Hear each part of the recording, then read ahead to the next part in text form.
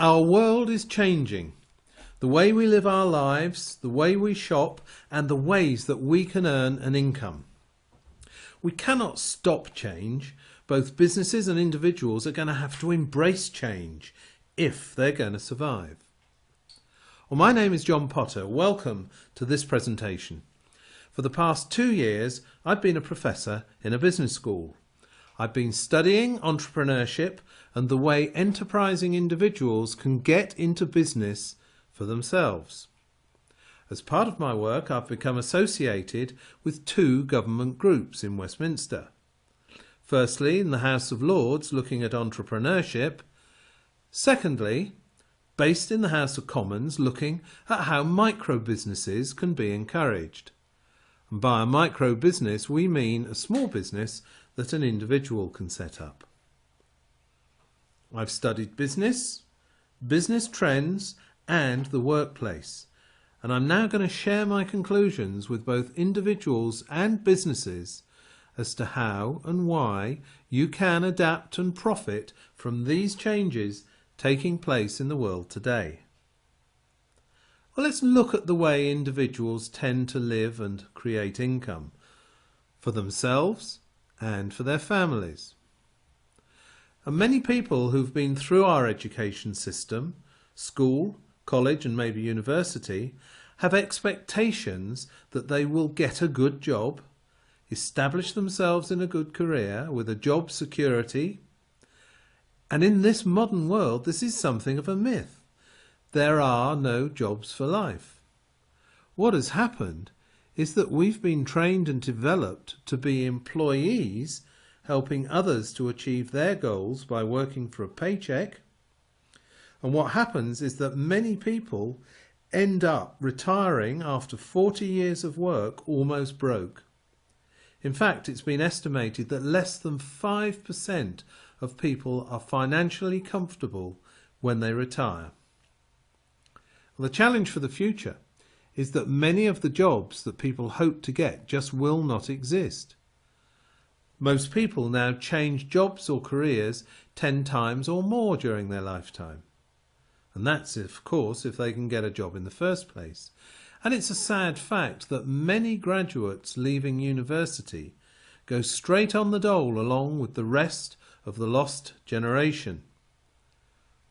Entrepreneurship and setting up a micro business is one of the best options for anyone looking to gain control of their life and income. Many people are deterred from going into business for themselves for a number of reasons. Firstly, they think it's too risky. Secondly, they think it takes a lot of money or an investment. Thirdly, they're just not sure what business they want to be in. But above all, and this is the most serious thing, they often lack the self-belief that they can do it. The other side of the coin from individuals is businesses, both small and large. Many small business people are struggling to keep afloat with all the paperwork and red tape that they have to cope with. Many work increasingly long hours for very little, if any, return. And they just keep getting deeper into debt with bank overdrafts. The challenges of funding premises, stock, staff, utility bills and dealing with regulations have made conventional small business a nightmare for many. Well, large businesses are not faring much better, with more high street shop chains going bust than ever before, as people change their shopping habits.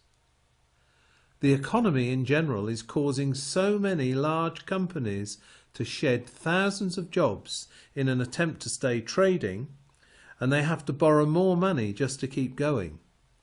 Now, this is not a rosy outlook for job security if you work for a large organisation, as you become just a number and a disposable resource.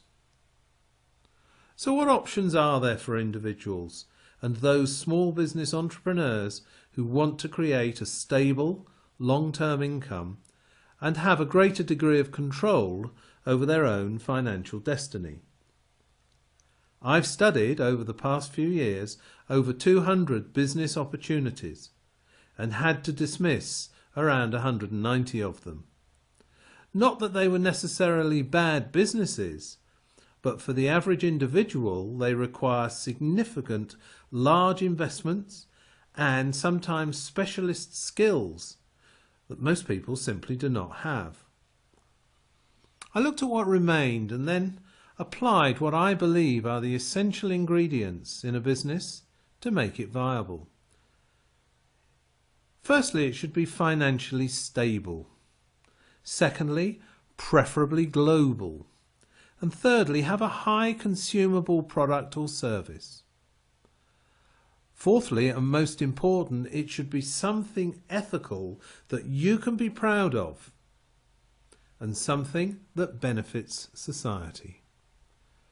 Having taken into account all of these factors, the industry that stands out as just getting started, and that is becoming a huge global industry, is the wellness industry, as we strive to live longer, feel better, and look fantastic.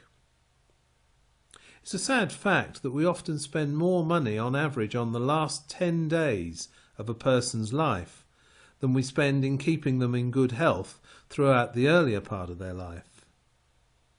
Well, this wellness industry encompasses both the baby boomers, the over 55s, who now form about 50% of the population, and the younger generations who have spawned the huge boom in gyms, fitness and healthy living.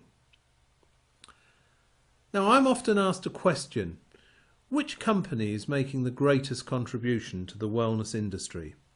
And I've come to the conclusion that company is Forever Living Products. This is a company that's cash rich and debt free, and that's something that's almost unheard of in the business world today. It trades in over 150 countries worldwide and is highly respected for its support and training, being awarded Investors in People Gold in the UK and having been elevated to the position of champion status. And only a handful of companies have achieved this. Forever Living has helped thousands of people around the world break free from the jobs they dislike, and it's encouraged people to work towards unlocking their full potential as people, giving them the opportunity to lead a more fulfilling lifestyle. I have been so impressed by this company that I now strongly recommend and urge you to look very closely at how you could start working under the umbrella of this company part-time without affecting your day job and work towards doubling your household income. Well, there is a small investment, as with any micro-business, but it's less than you would pay to put up a sign outside a shop or an office. So why not take that first step today to find out more? You won't regret it. Thanks for listening. My name is John Potter.